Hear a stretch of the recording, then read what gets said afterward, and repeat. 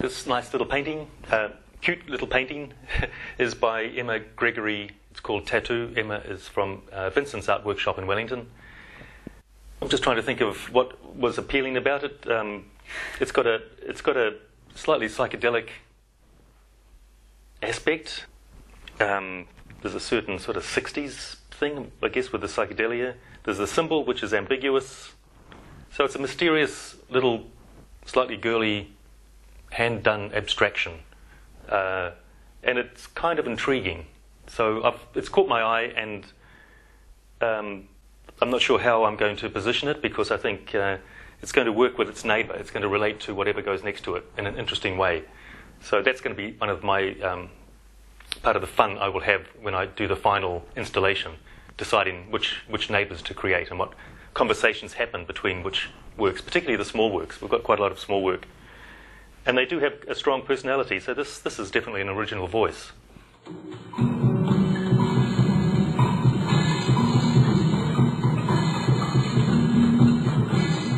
This work is by Lena Durham from Centre 401 in Hamilton. This is a tough work, and if I look at it hard and I read it, I feel like in terms of original voices, the voice here is very hard, or it's full of self-admonishment, because it is almost diaristic. There's a list of words, there's a figure, there's a suggestion of a head, but the voices in that head, or the voices that make up the head, are pretty harsh. There's a condemnation, or it's a self-condemning piece, and I think what gets me about work by self-taught artists often is that the work is not mediated through intellectual filter.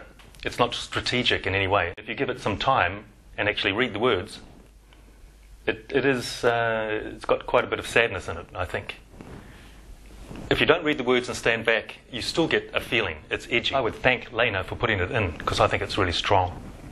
I think this is kind of what Original Voices was all about. It's actually real people expressing themselves. Congratulations to Centre 401 for providing a place for people like Lena.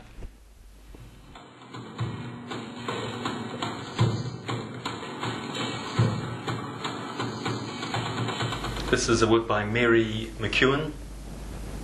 It's called Sports World. This is a fun piece in terms of voices. Obviously it's filled with text, but it's kind of bubbling, and it's a water world thing. So it talks about water sports, water, beach boys, skiing.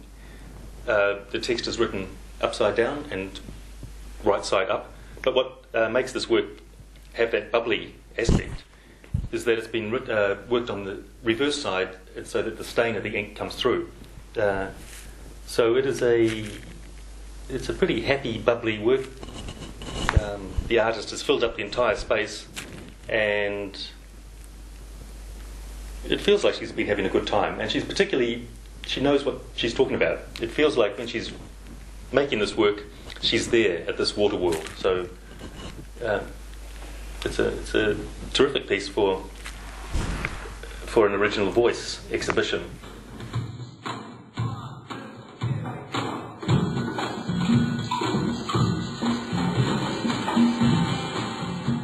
This is a very precious little etching by Samantha Chadwick from Arts Centre in Dunedin. And what's sweet about it is the scale.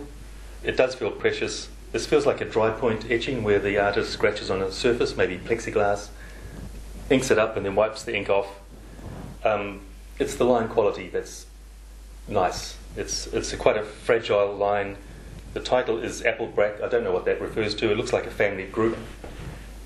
They're slightly wonky figures, but it's got a quiet little musical thing.